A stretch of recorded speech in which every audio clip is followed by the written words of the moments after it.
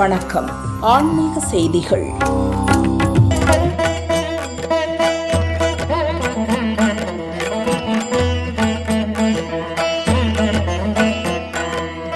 சேலம் மாவட்டம் ஆத்தூரில் பழமை வாய்ந்த திரௌபதி அம்மன் கோயில் திருவிழா கடந்த ஏப்ரல் 27 காப்பு கட்டுதலுடன் துவங்கியது. விழாவையொட்டி தினமும் அம்மனுக்கு சிறப்பு அபிஷேக ஆராதனைகள் நடைபெற்றன.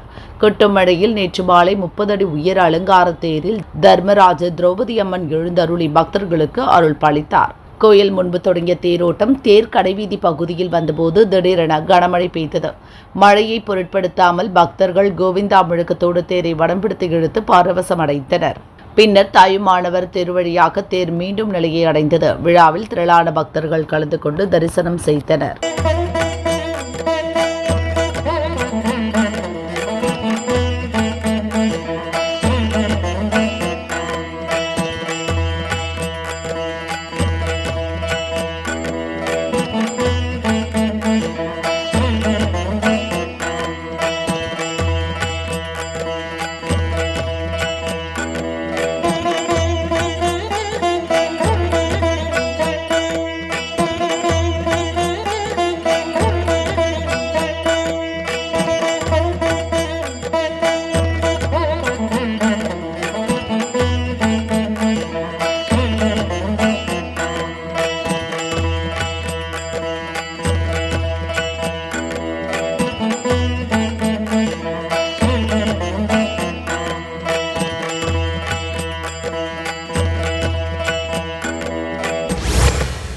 ராணிப்பேட்டை தெங்கால் கிராமத்தில் திரௌபதி அம்மன் கோவில் அக்னி வசந்த விழா விமர்சையாக நடக்கிறது.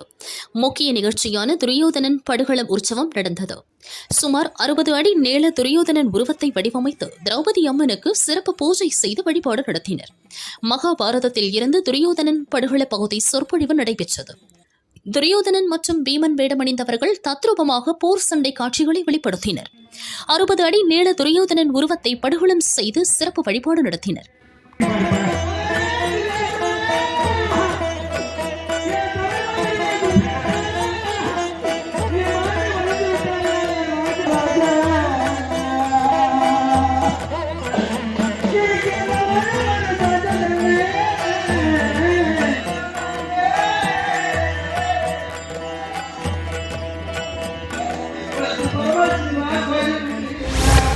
மதுரை மாவட்டம் உசிலம்பட்டி நகராட்சிக்கு உட்பட்ட 12வது வார்டு பகுதியில் பத்ரகாளியம்மன் கோவில் உள்ளது.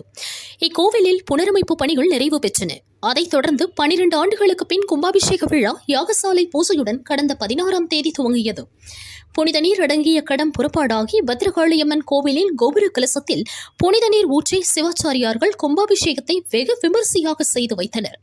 இரட்டை விநாயகர், காவல் தெய்வம் தெப்பத்து கருப்பசாமி மற்றும் பரிவார தெய்வங்களுக்கும் கும்பாபிஷேகம் நடைபெற்றது. தொடர்ந்து மூலஸ்தானத்தில் உள்ள பத்ரகாளி அம்மனுக்கு புனித நீர், பால், பன்னீர், சந்தனம் உள்ளிட்ட 11 வகையான மகா அபிஷேகம், மகா தேவாராதனை வழிபாடுகள் நடைபெற்றன. விழாவில் மதுரை, சிவகாசி, தேனி, விருதுநகர் உள்ளிட்ட பல்வேறு பகுதிகளிலிருந்து பக்தர்கள் கலந்து கொண்டு சுவாமி தரிசனம் செய்தனர். அன்னதானம் நடைபெற்றது.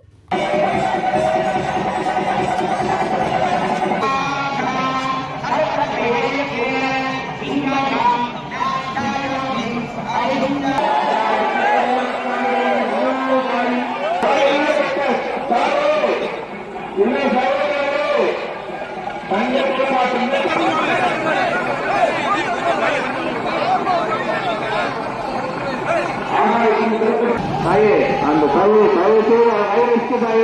பாப்பா அந்த இடத்துல உட்கார வைக்காங்க. நீங்க தூக்கி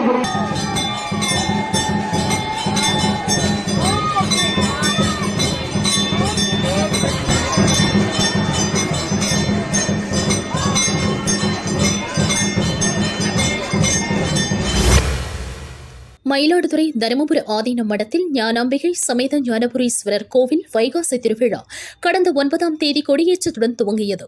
தருமபுர ஆதீன குரு முதல்வர் கைலி ஞானப்பிரகாசர் குரு பூஜை இன்று நடைபெற்றது. அதையொட்டி குரு முகூர்த்தங்களில் சிறப்பு வழிபாடு செய்தனர்.